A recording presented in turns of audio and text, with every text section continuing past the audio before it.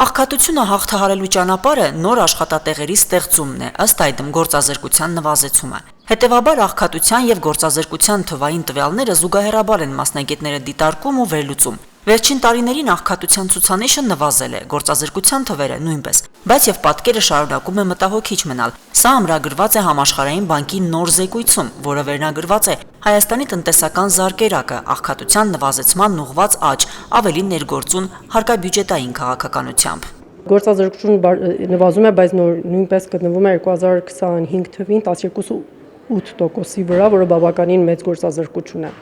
Իսկ այստեղում զեկույցում ավելի շեշտադրում է դրվում, որ աշխատաշուկան պետք է ունենա որակյալ աշխատատեղեր, որպեսզի հնարավորություն ունենան մարդիկ մասնակցեն աշխատաշուկային եւ կարողանան աղքատության այդ դուրս գան այդ թակարդից։ Միայն պետական հարկաբյուջետային քաղաքականությամբ, սոցիալական նպաստներով, կենսաթոշակներով, որ զեկույցում ցույց է տրվում, որ բավականին մեծ դերակատարություն է ունենում աղքատությունը նվազեցնելու մեջ, բայց միայն դա չէ, ավելի շատ հիմա շեշտադրումը պիտի դրվի աշխատաշուկայի վրա։ Աշխատաշուկայում բարձր վարձատրությունը այն ոլորտներում է, որտեղ նաև մասնագետների հմտություններն են բարձր։ Մասնագետն է նշում, սա նշանակում է, որ շեշտադրումը պետք է արվի լավ վարձատրվող աշխատատեղերի եւ որակյալ հմտություններով աշխատողներ ունենալու վրա։ Աշխատաշուկայում նաև ստվերը դեռ կա, ինչը զբաղվածության իրական պատկերը արտացոլել թույլ չի տալիս։ Ցավոք սրտի կան դեռ այդպիսի աշխատատեղեր, ես չեմ կարող թվեր նշել, որտեղ ամբողջ պատճառը նրանց լինելու հենց ստվերում լինելն է, այսինքն ստվերում են, դրա համար չգիտենք ինչքան է այդ աշխատատեղերը, բայց իհարկե դա մեծ մարտահրավեր է մեզ համար,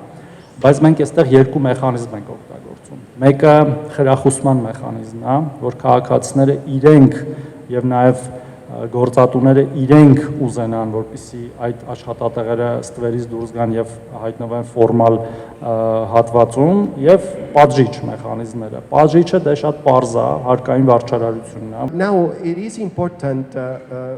Հայաստանը կարևոր առաջընթաց է գրանցել աղքատության նվազեցման ուղղությամբ, սակայն այդ ձեռքբերումների պահպանման համար անհրաժեշտ են ավելի լավ աշխատատեղեր եւ ավելի արդյունավետ սոցիալական պաշտպանություն։ Ավելի արդյունավետ եւ ֆորմալ զբաղվածությունը խթանող քաղաքականությունը կարևոր առաջնահերթություն կլինի աղքատության նվազեցման եւ համընդհանուր բարեկեցության պահպանմանն օգնելու համար։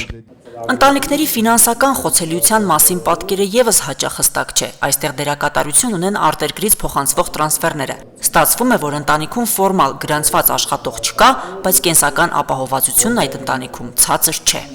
Տրանսֆերները, փոխանցումները դրսից եկող այսքանի տարիների ընթացքին, հատկապես եթե նկատի ունենք վերջի 10-ամյակը, բավականին նվազել է, եթե համեմատում ենք հնայի մեջ։ Բայց մեր այս զեկույցում մենք տեսնում ենք, որ կա ընտանիք, որը ունի 0 եկամտային աշխատանքից եկամուտի աղբյուր, սակայն իր աղքատությունը ավելի քիչ է, եւ դա պայմանավորվում է դրսից ստացած տրանսֆերներով։ Աղքատության նվազեցում նշանակում է ոչ միայն ու ոչ այնքան սոցիալական աջակցության ծրագրերի ընդլայնում, որքան տարածքային համաչափ զարգացում։ Սրան միտված քայլ աշխատանքի եւ սոցիալական հարցերի նախարարը նշում է սուբվենցիոն ծրագրերը, որոնցով բոլոր մարզերում մեծ ու փոքր համայնքներում ենթակառուցվածքների արդիականացում է կատարվում, իսկ աշխատատեղեր ստեղծող ներդրողները ենթակառուցվածքները շատ են կարևորում։ Այդուհանդերձ Շիրակի մարզը շարունակում է հանրապետությունում աղքատության ցուցանիշով ամենախոցելիներից մեկը լինել։ Մեր վիճակագրությունը